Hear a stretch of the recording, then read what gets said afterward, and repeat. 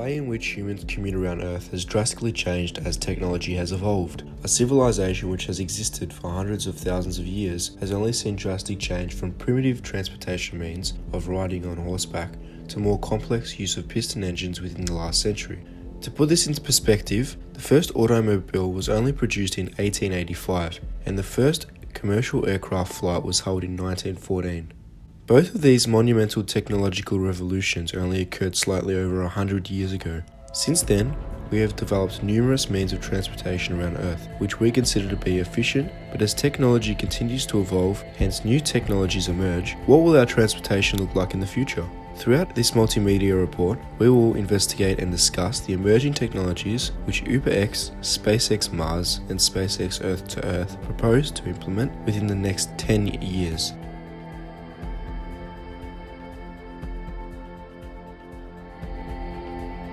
Uber Air, also known as Uber Elevate, is a program which intends to create a platform of urban aerial ride-sharing globally by 2023. The platform aims to enable the user to order a flight on demand to the desired destination using only their smartphone in a matter of a few clicks. The proposed network mimics those used in modern-day society as it offers node-to-node transportation, which is similar to trains and tram networks, rather than point-to-point transportation which taxi or UberX services offer.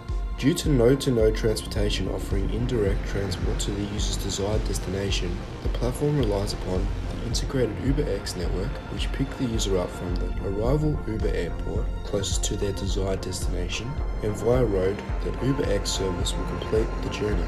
Congestion experienced in urban CBD areas at peak hour time has been the primary constituent behind the development of this emerging technology. For engineers to reduce congestion within our road and public transport systems, they are monstrous projects which often require buildings and other structures to be demolished to expand these networks.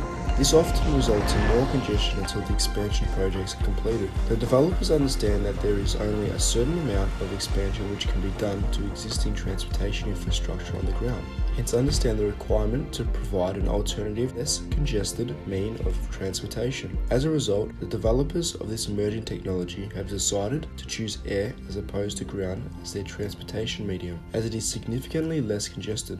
Furthermore, the developers have chosen to adhere to the social purpose of making transit times obtained through their service as low as possible. It is estimated that the aerial aircraft will obtain speeds between 240 to 320 km per hour. Now, to put this into perspective, transit times of 45 minutes experienced by users commuting via the train network from Eltham to Flinders Street Station will be significantly reduced to under 15 minutes using the Uber Air network. This emerging technology will have a monumental impact on not only the users but the future of our Earth. The service encourages ride sharing, as the drone ship utilised will be able to accommodate up to 8 people per flight. This will significantly reduce the amount of greenhouse gas emitting vehicles on the road. Furthermore, the vehicles utilised in this service adhere to the sustainable conventions as they run primarily off electric power. In combination to the reduction of vehicles on the road, this will definitely see a reduce in the amount of greenhouse gas emissions into our atmosphere.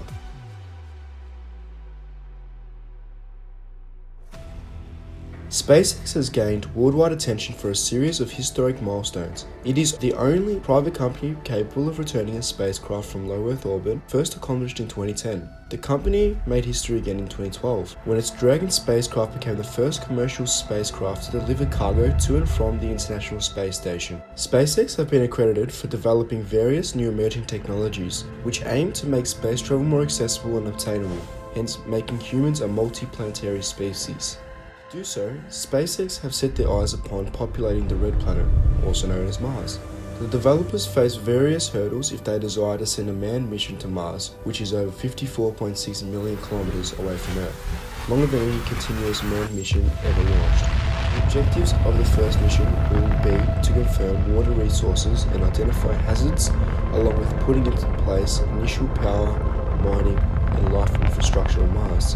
A second mission, with both cargo and crew, is targeted to arrive on Mars by 2024, with the primary objective of building a propellant depot and preparing for future crew flights.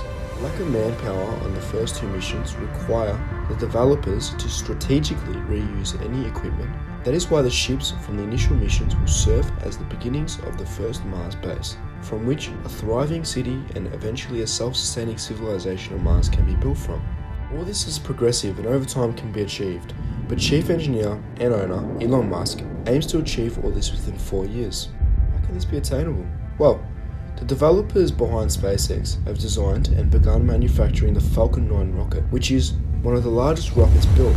At a height of over 70 meters, the rocket facilitates 9 Merlin engines housed within the primary booster, which has the capability to produce over 1.7 million pounds of thrust at sea level and a further 1.8 million pounds of thrust upon leaving Earth's atmosphere. The rocket undergoes separation once it has passed maximum aerodynamic pressure, and within a matter of seconds the secondary booster ignites.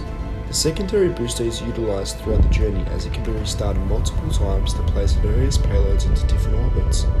The secondary booster supports the Dragon spacecraft during the ascent to space. It houses the solar panels and holds unpressurized cargo. The Dragon spacecraft is a fully autonomous spacecraft designed to transport cargo and ultimately people to and from orbit. The Falcon 9 rocket can facilitate this enormous mission to Mars, as it possesses the latest and most innovative technology, which enables it to adhere to the time and cost constraints. The cost of space travel is enormous, and is partially the reason behind why we haven't yet established a lunar space station as of 2018. Cost restraint is a primary factor which the developers of Falcon 9 and SpaceX have thoroughly considered. Space travel is deemed expensive as rocket technology is highly inefficient. According to NASA, the shuttle program has cost approximately $209 billion over its lifetime, making a total of 135 flights. This is because each launch has been estimated to cost approximately $1.5 billion. The cost of a launch is so high due to the industrial efficiency of needing to produce a new rocket for each mission. To alleviate this, the developers of SpaceX have made their Falcon 9 rocket multi-usable.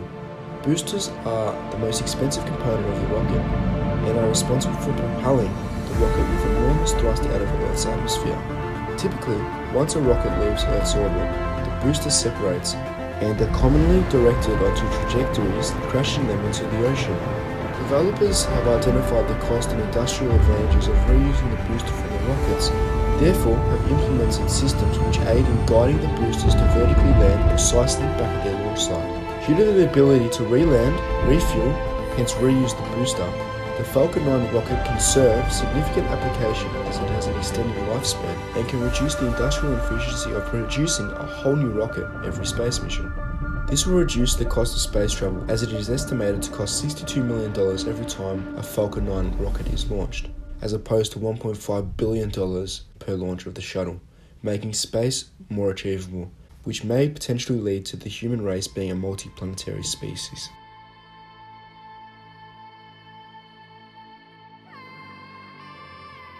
The interplanetary model proposed by SpaceX Mars has brought various technological advancements which have been utilized and adapted to meet other applications. The ability to re-land, refuel and stock and then relaunch the stage 1 booster of the rocket, as opposed to the contemporary understanding of launching a rocket in which the propulsion systems following separation are sent into trajectories, directing them into the ocean, ending their short lifespan, has been drastically changed.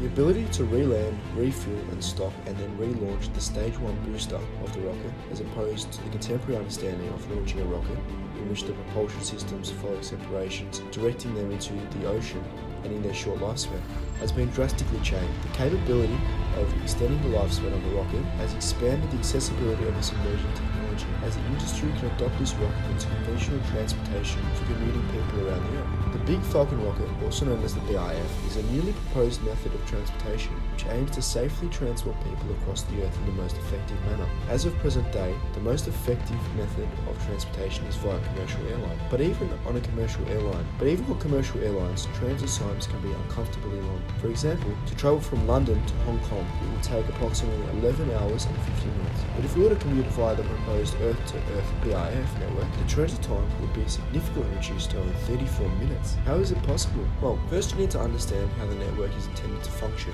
As seen in the video, the BIF departs from a man-built launch pad located in the ocean, approximately 5 kilometers off the coast of the city. This is to ensure that the enormous thermal energy generated on takeoff is dissipated effectively without interfering with the functionality of the city.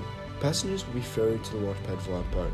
The BIF, standing still on the launch pad, awaits its passengers and cargo to arrive and board the ship, while it is filled up with RP-1, also known as rocket propellant, and liquid oxygen.